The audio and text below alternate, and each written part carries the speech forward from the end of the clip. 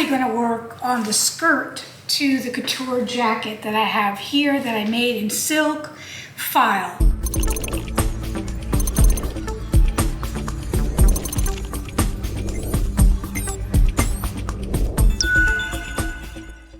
So the pattern is here. I draped it in muslin. I changed it around as a slight peg skirt, a long skirt with an asymmetrical cut, and where the actual zipper is going to be. And I had it on the dress form. Here's a picture of it on the dress form. And I took it off the dress form. I pressed the pattern flat.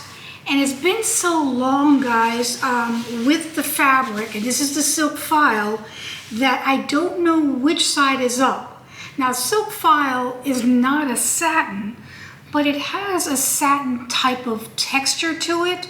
So I want to make sure that I have the shape, I have the fabric so that the colors are good as far as the shine goes. So I was doing it off camera, but I thought I'd better do it on camera to show you the significance of this. Let's pull the dress form up slightly. And like I said, this is not a pile fabric, but it has a sheen like a satin, and it's iridescent. Iridescent meaning it has black threads going through the warp. The weft, I believe. It's a weird weave. I can't even describe what it is, but the weft has black thread in it, and so it will also change colors how you move the fabric, but I'm going to treat it like a satin because it's in that family. So I'm going to first take this fabric and put it down here, and I'm going to pin it as if this is the top of the fabric underneath the jacket itself.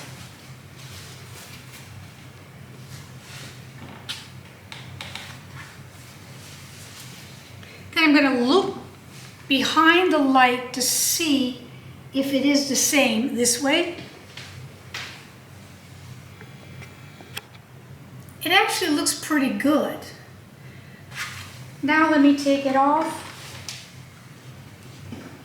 That means this would be the top of the skirt going down. Now I'm going to reverse it.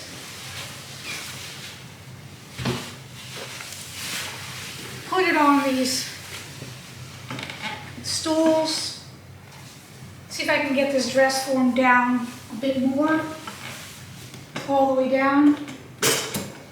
As far down as I can go. So it actually looks really good here. I pinned it up so I can look at it. I'm going to review the footage and get right back to you. So I asked chat, because we have that ability now and we didn't have it back centuries ago, right? And I put it in there to see, and it says Silk Faille is not a pile fabric like velvet or corduroy. I knew that. And it's also not a true shine nap fabric like satin, velour, or velveteen. So listen though, it says Faille is a ribbed weave with a subtle luster and texture that runs crosswise.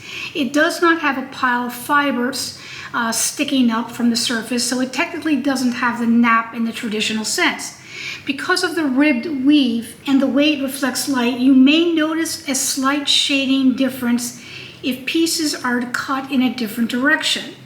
In couture or professional sewing, it's considered best practice to cut all pieces in the same direction to avoid any shift or in sheen under certain light conditions. We're couture, guys.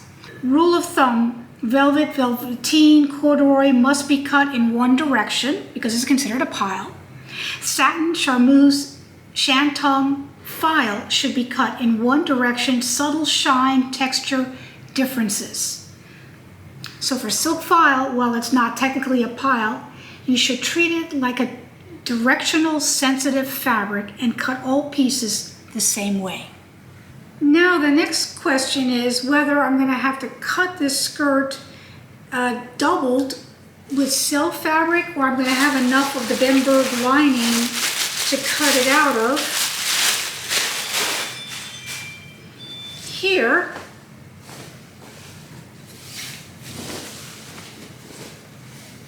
to have at least 2 lengths because it's going to take the full width. Because this is like 60 and this is only like 45 inches wide, the Bemberg, which is a rayon lining that's used for jackets and coats.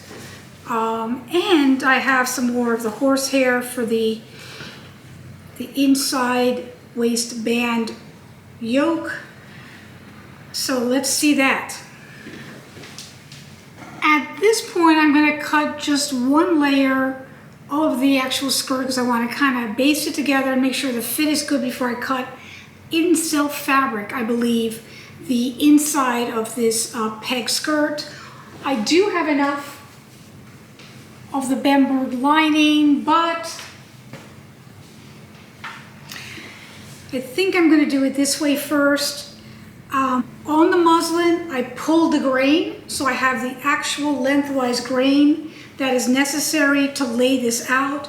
I have it laid out flat, and I'm going to then measure the grain, making sure the grain line is now parallel to the selvage, checking that all the way down, shifting if necessary.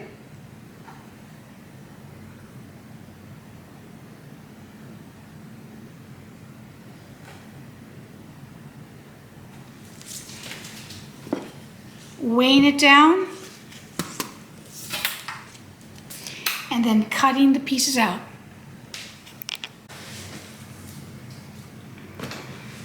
Okay, so I did cut it out doubled. We have no choice at this point, it better work. And then I cut out the inside waistband yoke. I did not cut out the horsehair yet. I'll leave that for the next video on how I prepare this. And prepare the waistband and maybe baste the skirt together. So keep watching so we can finish the couture skirt to the couture silk jacket. See you next time.